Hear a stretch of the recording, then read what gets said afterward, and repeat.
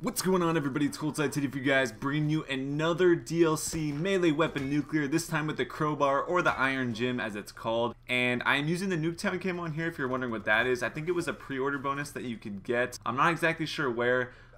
This actually isn't my account, but my friend Kieran let me use it since he did get the crowbar in one of his drops when the new weapons first came out. So thank you to him for allowing me to use his account to get this gameplay. So you guys will see this gameplay was actually, I did cut out some parts of it, but this was definitely probably the most intense melee weapon nuclear I've got thus far. If you guys don't know, I've gotten a sword nuclear and a brass knuckles nuclear. This one I think had the most like intense moments and definitely required me to play the smartest out of all of them. So I did cut out some parts so it wasn't completely slow and you guys weren't seeing me just like basically waiting around for people. So hopefully you guys enjoy that. The sound that this crowbar makes is pretty awesome. It sounds a little bit like the wrench, but I think it's slightly different, and I don't know, I think it just looks super badass, and I really love all these new melee weapons they've added in the game. It makes it so much fun just to go for these gameplays, to be honest. Like, there's no like clan wars or anything like that in this game. And I kind of miss that aspect from like Ghost and Advanced Warfare. I did like Clan Wars, so it's nice to, you know, have a team of people all working towards a common goal. I like it a lot. It's a lot of fun. So that's why I like going for these. But to talk about the class a little bit, I think I'm using the same exact class as I did in the Sword Nuclear, which is Overclock, Afterburner, Hardwired, Scavenger, and Tactical Mask with 2 stun grenades. So obviously the stun grenades help a ton. Thankfully, a lot of them weren't using Tactical Mask because that's definitely a big key to getting one of these. If they have Tac Mask, it's kind of hard to get it because,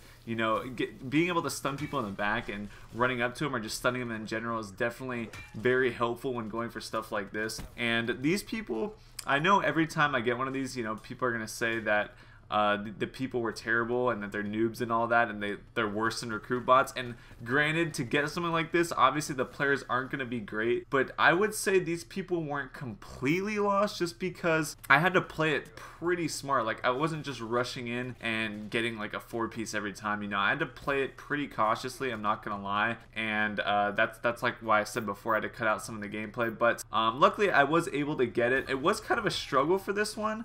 It took me a little bit longer than getting the sword, although I wouldn't say that the sword is better necessarily. I think it was just like the luck of the draw. I wasn't getting as good of lobbies or as bad of players, if you want to put it that way. But I did, I think, choke a couple streaks beforehand, before this as well. I think I died on like a 25 or something, so that was kind of unfortunate.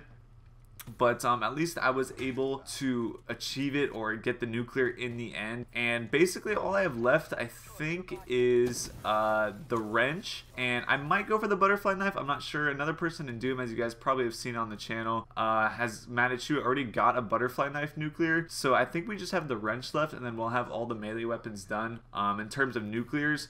And also, you guys probably saw that Doom uploaded a crossbow nuclear earlier too, so that was pretty cool as well by Tasty. So definitely check those 2 gameplays out as well. And of course, if you want to see the sword is, I would say, definitely the coolest weapon out of all of them that have came out in the DLC. So I definitely suggest you guys check that one out as well. Definitely a really sick gun. I'm glad we got that on the Doom account, that I can use that fairly often. This, I won't be able to use as often because it's not my account, but, you know, I was still happy I'm able to use it as well, at least for a little bit.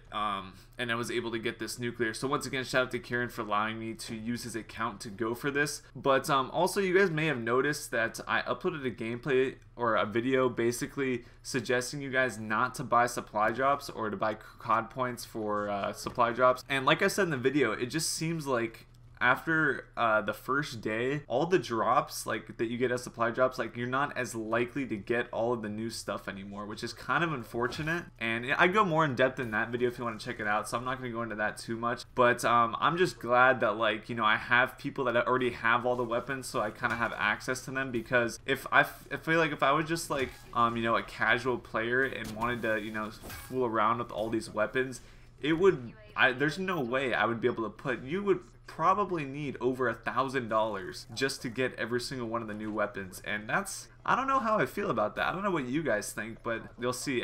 I got into a kind of a sticky situation here, but I don't know how you guys feel about that. Like, if you think about it, dude, in Black Ops 2, you could buy the first map pack, which is like, I think $15, and it came with the 3 or 4 maps and the weapon already. So you were guaranteed to get the weapon and new maps for $15. So, and they didn't like reduce the price of the maps in this or the season pass or anything. So I don't know, man. It's kind of dumb. The same with the Ghost map packs. Like, you were guaranteed the weapon, and it just seems like Call of Duty's going down this road where it's just becoming more random, more RNG, and that's kind of unfortunate, man, because it's gonna cost you so much more to be able to play with all the new weapons now. And honestly, like, in the next Call of Duty, I know it's Infinity Ward, and I know they didn't have supply drops in the past, but I mean, Black Ops didn't have supply drops in the past either, and they threw it in there. And I after seeing probably how profitable doing this is, I'm expecting supply drops or some sort of supply drop in the future in every other COD, and I don't know how I feel. I mean,